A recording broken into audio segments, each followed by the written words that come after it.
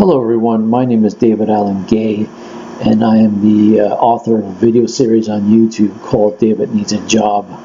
I also happen to be a blog writer at davidallengay.wordpress.com, where I write about social issues such as poverty, unemployment, and the homeless. I'd like to make an update on a video that I did 2 years ago, back in August of 2016 specifically, where I expressed support for YouTube and its parent company Google's changes to the terms of service that we all have to adhere to in order to use both the aforementioned services. And I also added that once you click the agree button, you are locked in and bound to the terms of services that YouTube and Google operate under. Even future changes that they put into place down the road, and whatever you feel or believe in has no say in the outcome of the operation of the companies, because after all, they are private companies. They have the right to operate as they see fit, and no amount of screaming, yelling, crying, or whining is going to change their minds. These are terms of services that you agreed to. You are either stuck agreeing to them, or there's the door. You can go out and find alternative services which do exist, that do cater more to what you believe in and what you feel is you have the right to say. I expressed my support for these changes, in some cases fairly drastic and draconian changes, for two reasons. The first reason was, and I said this before, is that YouTube and Google are, as I believed, and I will get into that later, as I believed to be private companies, and private companies have a right to operate any way they want. The second reason why I supported these changes to the terms of service agreement is that we need to deal with online harassment and cyberbullying. And the internet has created a weapon of sorts for bigots, racists, and trolls to direct hatred and violence toward identifiable members of our society, particularly those of a certain sexual preference, a culture or ethnic origin, or a faith they follow. And I've always argued that any person that does this under cover of anonymity, that goes after these people using a nameless, faceless avatar, is not cool, is not tough, they're certainly not right, they're cowards. Now, I am saying this with my real name and my face showing, and if anyone had an issue with what I said or what I believe in that might run counter to what they think, and if they were offended, all they have to do is just simply reach out and talk to me or meet me, and I'll be happy to talk with them. I don't hide from anybody, and I certainly don't hide behind my opinions. Now, I mentioned before that I assumed that YouTube and its parent company, Google, were private companies.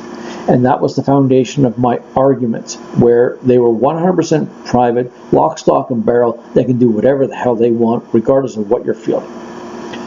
I came across a video about a week ago from a content provider on YouTube, kind of like a celebrity. His name is Black Pigeon Speaks, who produces excellent videos that are logical, rational arguments of what is wrong in society today, without putting any emotion or viciousness in it. He says it what it is with facts, and I support that. And in one of his videos, he mentioned companies like Google and YouTube and other platforms as well having received either a tax break or a government grant. In other words, they got taxpayer money from the government. Now, that's our money. And if this is the case, and I have every reason to believe this is the case because I trust what the man says, I have no reason and no proof to disagree with him otherwise, that we have a situation where a company has received a public grant. That company has now stopped becoming a private company and is now turned into, in a certain way, a public utility. Public utilities like hydro, like transit, like water, do not meter out service based on what a person believes in or their ideological or political bent. Certainly, we would not expect YouTube, having now known that they have received taxpayers' dollars to operate, either as some sort of government grant, some sort of research project they're working on, whatever, to operate in a way like a private company. They are now acting like a public utility of which we now have a vested interest in. Indirectly perhaps, but it is still our money now going into the operation of a business. If this is the case, we now need to address whether the terms of service are something that are not as carved in stone as I once believed they were, and perhaps they should now be made more malleable in request and from the requests of the individuals using the service, because after all, our taxpayer dollars are in fact going into this company to begin with. We now have some sort of vested interest.